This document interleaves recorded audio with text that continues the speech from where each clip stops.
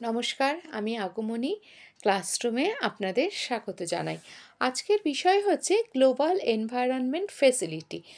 তো আমরা আগে নাগোয়া প্রোটোকল নিয়ে আলোচনা করেছি। সেখানে আমরা জানতে পেরেছি যে নাগোয়া প্রোটোকল হচ্ছে যে সম্পদের সমবন্টন বা সম্পদ নিয়ে, অর্থাৎ এক দেশ যদি আরেক দেশের সম্পদ নিয়ে ব্যবসা করে তাহলে সেখানে লভ্যাংশের সমান বন্টন বা যে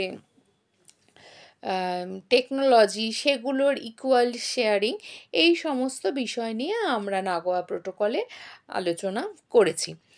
তো এরই কিছুটা অংশ এইখানে আমরা আলোচনা করব। সেখানে কি বলছে, এখানে 1 নম্বর হচ্ছে এই যে গ্লোবাল এনভায়রনমেন্ট ফেসিলিটি, এদের কাজটা কি? এদের কাজ হচ্ছে যে না, যখন আগেই আমরা পড়েছি যে ডেভেলপড কান্ট্রিগুলোতে টাকা, টেকনোলজি, শিক্ষা এগুলো প্রচুর রয়েছে, আবার ডেভেলপিং কান্ট্রিতে প্রচুর রিসোর্স রয়েছে। তাহলে ডেভেলপড কান্ট্রিগুলো যখন ডেভেলপিং কান্ট্রি বা আন্ডার ডেভেলপড কান্ট্রিগুলোর থেকে রিসোর্স নিচ্ছে, সেগুলো তাদের থেকে জেনুইনলি বা লিগালি নিচ্ছে কি না সেই বিষয়টা অ্যাসিওর করা, এবং ওই রিসোর্সগুলো থেকে তারা যখন কোনো প্রোডাক্ট তৈরি করে বাজারে বিক্রি করছে, তো সেইটার যে বেনিফিট, সেই বেনিফিটের একটা শেয়ার ওই দেশটিকে দিচ্ছে কি না, এই বিষয়গুলোকে দেখা এবং নিশ্চিত করাই হচ্ছে এর প্রধান কাজ। এছাড়া কি? এছাড়া হচ্ছে যে যেগুলো ডেভেলপিং কান্ট্রি সেগুলোকে টেকনোলজি দিয়ে অ্যাসিস্ট করা, তাদের জন্য ফান্ড জেনারেট করা, হ্যাঁ, তাদের প্রপার শিক্ষা, প্রপার গাইডেন্স দেওয়া, যাতে করে কি তারাও তাদের যে রিসোর্সগুলো আছে সেগুলোকে ব্যবহার করে ক্রমশ উন্নতি করতে পারে, আর্থিক উন্নতি করতে পারে।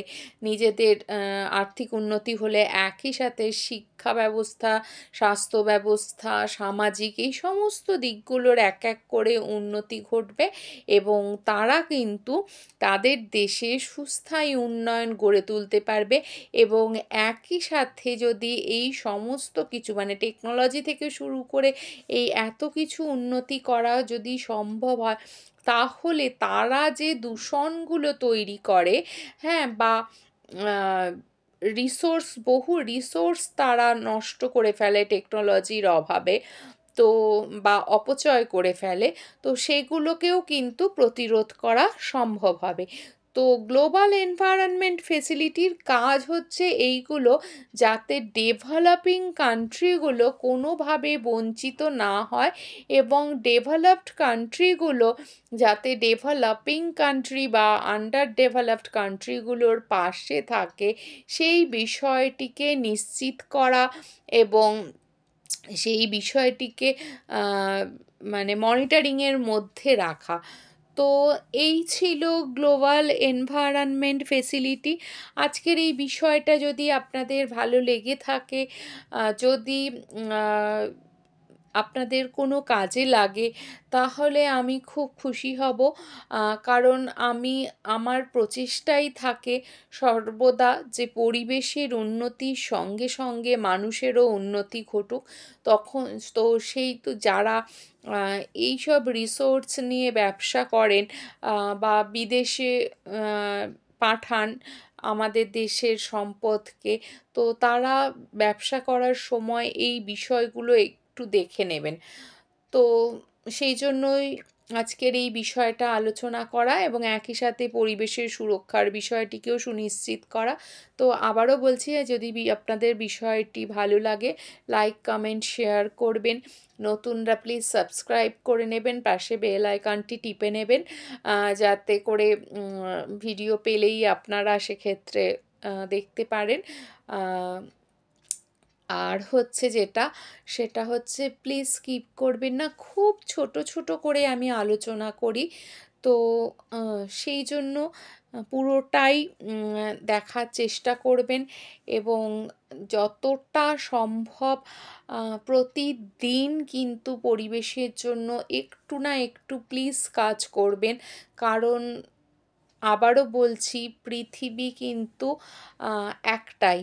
শেষ হয়ে গেলে আমরাও থাকবো না, আমাদের পরের জেনারেশনও থাকবে না। আমরা পরের জেনারেশনকে ভালো রাখার জন্য কত কিছু করি। আমাদের ছেলে মেয়েদের ভবিষ্যৎ সিকিওর করার জন্য বিভিন্ন ইন্স্যুরেন্স, বিভিন্ন পলিসি, কত কিছু ইনভেস্টমেন্ট, কত কিছু করি যাতে তারা ভালো করে পড়াশুনো করতে পারে, নিজের জীবনে এগিয়ে যেতে পারে। কিন্তু পরিবেশ যদি না থাকে তাহলে না কিছুই সম্ভব হবে না। তাই প্লিজ এখানেও একটু সময় কন্ট্রিবিউট করুন, পরিবেশটাকেও একটু গুরুত্ব দিন, একটু ভালো রাখুন। তাহলে আমরা তো ঠিক আছে, ভালো থাকবই, তার সাথে আমাদের ছেলে মেয়েগুলোও কিন্তু ভালো থাকতে পারে। তাই প্লিজ প্রতিদিন একটু কিছু কাজ করুন। আর এনভায়রনমেন্টাল ক্যালেন্ডার আমি আগেই আপনাদের সাথে শেয়ার করেছি। যারা প্রথমবার দেখছেন তারা সাবস্ক্রাইব করে একটু দেখে নেবেন। আর যারা প্রথম থেকেই আমার সঙ্গে আছেন তারা তো ওই ক্যালেন্ডার জানেনই। তো সেই ক্যালেন্ডার অনুযায়ী 22 তারিখ গেছে জল দিবস। তো সেই দিন আপনারা কে কীভাবে জলের বিষয়ে বা জল সংরক্ষণের বিষয়ে কাজ করেছেন সেটা যদি কমেন্টে লিখে জানান, তাহলে আমি বুঝবো যে আমি পরিবেশের জন্য, সমাজের জন্য কিছু করতে পেরেছি, আমার ভালো লাগবে। তো আজকে এইটুকুই রইল। ভালো থাকুন, সুস্থ থাকুন, সচেতন থাকুন আর আমাদের ভবিষ্যৎকে সিকিওর করুন। নমস্কার।